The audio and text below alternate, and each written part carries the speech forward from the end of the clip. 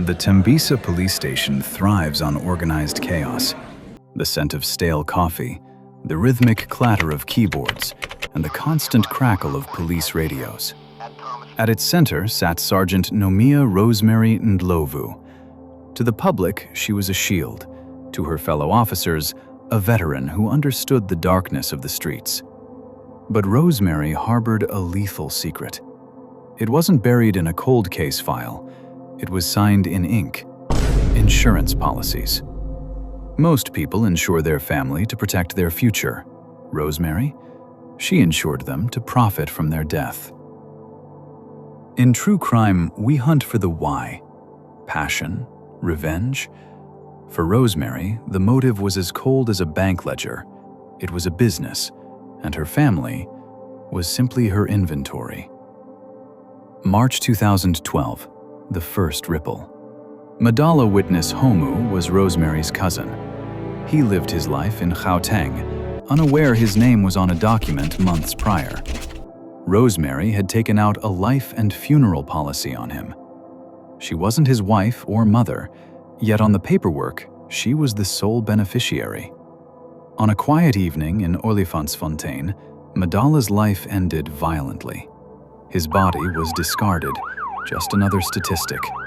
The police opened a file, another senseless murder. But watch what happens next. Before the soil on Madala's grave was dry, Rosemary was at the insurance office.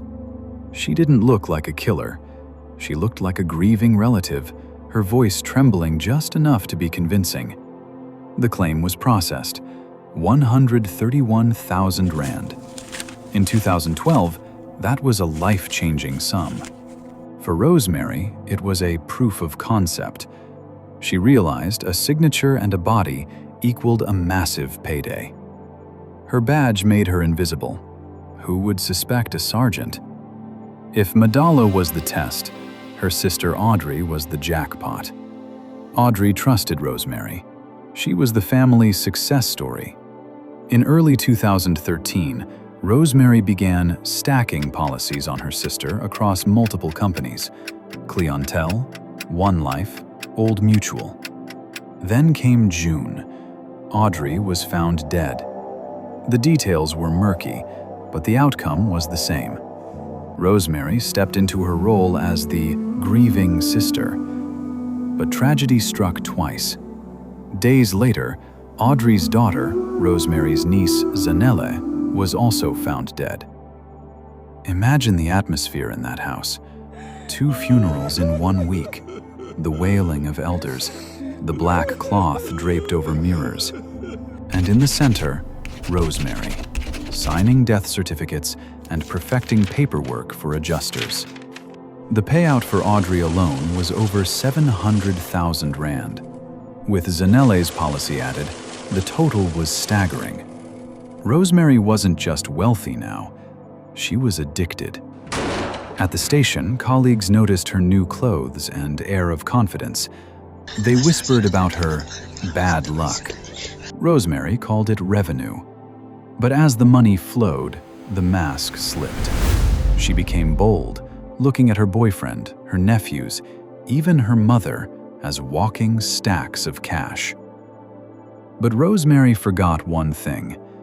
In insurance, numbers don't lie. Patterns eventually emerge.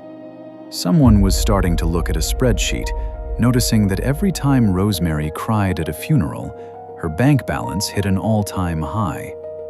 The predator was comfortable behind her blue shield, but the net was being cast. In Part 2, we go inside the investigation. We'll see how a partner's death raised the first red flag, and the chilling moment the police realized the monster was sitting at the desk right next to them. The policies were active. The targets were marked. Rosemary was just getting started. Before we move into the chilling investigation of Part 2, make sure you are subscribed to Echoes of the Unsolved 001. Hit that notification bell so you don't miss the moment the net finally closes in on Rosemary. Now, I want to hear from you. How is it possible that a police officer could commit these crimes for years without being caught? Was it her badge, or was the system simply not looking? Drop your thoughts in the comments. It helps us keep these stories alive.